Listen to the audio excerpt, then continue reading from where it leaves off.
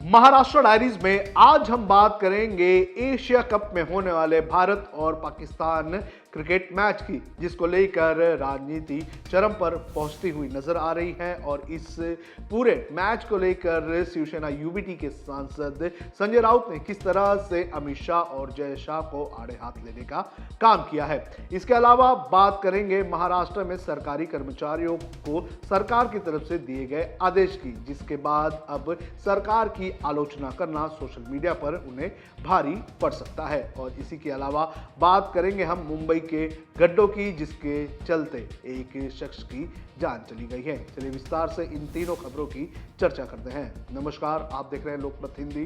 मेरा नाम है सोम कनौजिया।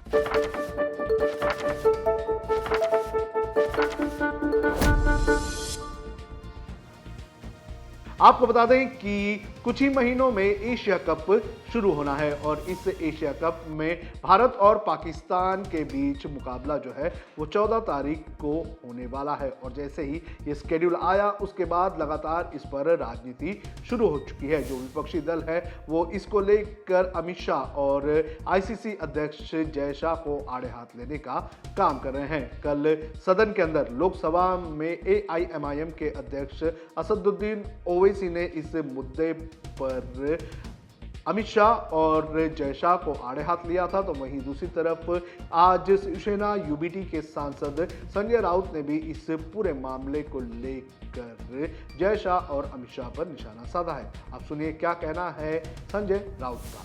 टेरर और टॉक नहीं चलेगा, हाँ, खून और पानी नहीं बहेगा एक साथ। और भी बहुत सी बातें ये लोग करते रहते हैं, लेकिन टेरर और क्रिकेट चलेगा। क्यों चलेगा? क्योंकि क्रिकेट का मुखिया गृह मंत्री का बेटा है, उनसे कौन सवाल पूछेगा? अगर टेरर और क्रिकेट एक साथ ये लोग चलाएंगे तो ये सिंदूर का अपमान है। अब तक ऑपरेशन सिंदूर पूरा नहीं हुआ है।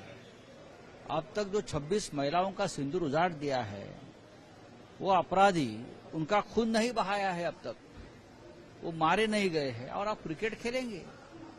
देखो, ये हमारे आर्म फोर्स का भी अपमान है, उस महिलाओं का अपमान है, सिंदूर का अपमान है, और आप हमारे भावनाओं से खेल रहे हो। कहाँ गई आपका हिंदुत्व, कहाँ है आपकी राष्ट्रभक्ति? ये लोगों का कोर्ट मार्शल होना चाहिए, कोर्ट मार्शल। देखिए, ये लोग बोल रहे हैं, ये बोलेंगे और हम विश्वास रखेंगे।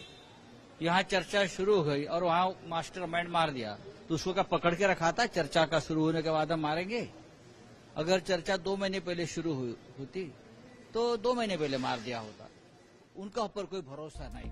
तो संजय राउत ने यह कहा है कि जो देशभक्ति है वो सिर्फ आम आदमी के लिए है, लेकिन जब पैसों की बात आती है तो क्रिकेट मैच खेला जाता है। तो ये अपने आप में सरकार के ऊपर एक सवालिया निशान है। अब बात करते हैं दूसरे खबर की, जो जुड़ी हुई है महाराष्ट्र के सरकारी कर्मचारियों से। महाराष्ट्र सरकार के कर्मचारी राज्य सरकार या देश में किसी भी अन्य सरकार की मौजूदा या पिछली नीतियों की आलोचना अब नहीं कर सकते हैं। सोमवार को जारी नए सोशल मीडिया दिशा निर्देशों में ये जानकारी दी गई है। एक सरकारी प्रस्ताव यानी कि जीआर में यह भी कहा गया है कि कर्मचारी को व्यक्तिगत और आधिकारिक उपयोग के लिए सोशल मीडिया पर अलग अलग अकाउंट रखने होंगे। जीआर में यह भी कहा गया है कि उन्हें ऐसे ऐप्स का उपयोग करने की अनुमति नहीं होगी जो राज्य सरकार या केंद्र द्वारा प्रतिबंधित किए जाएंगे। जीआर में कहा गया है कि इन मानदंडों का उल्लंघन करने वाले कर्मचारियों पर महाराष्ट्र सिविल सेवा आचरण नियम 1969 के तहत कार्रवाई की जाएगी।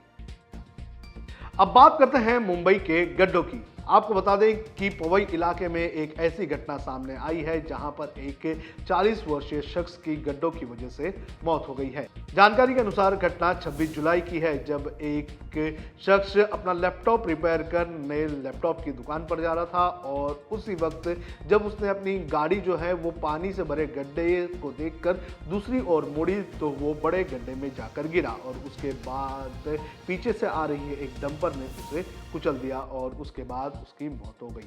हालांकि उस वक्त किसी को ये नहीं लगा कि गड्ढे की वजह से मौत हुई है, लेकिन बाद में इसकी तफ्तीश की तो पता चला कि गड्ढे को देखकर उन्होंने अपनी गाड़ी का रास्ता बदला था, लेकिन इसके बावजूद वो दूसरे गड्ढे में जा गिरे और फिर एक बड़ी डंपर आई और डंपर ने उन्हें कुचल दिया। इतना ही नहीं, परिवार वालों ने यह भी आरोप लगाया है कि जो मृतक हैं उन्हें तुरंत एम्बुलेंस की सर्विस नहीं मिली और उसके बाद उन्हें पुलिस की गाड़ी में अस्पताल लेकर जाया गया, लेकिन अस्पताल भी कोई आसपास का अस्पताल नहीं चुना गया। उन्हें 12 किलोमीटर दूर लंबे राजावाड़ी अस्पताल में शिफ्ट किया, जहां मौत पहुंचने के पहले ही उनका निधन हो गया।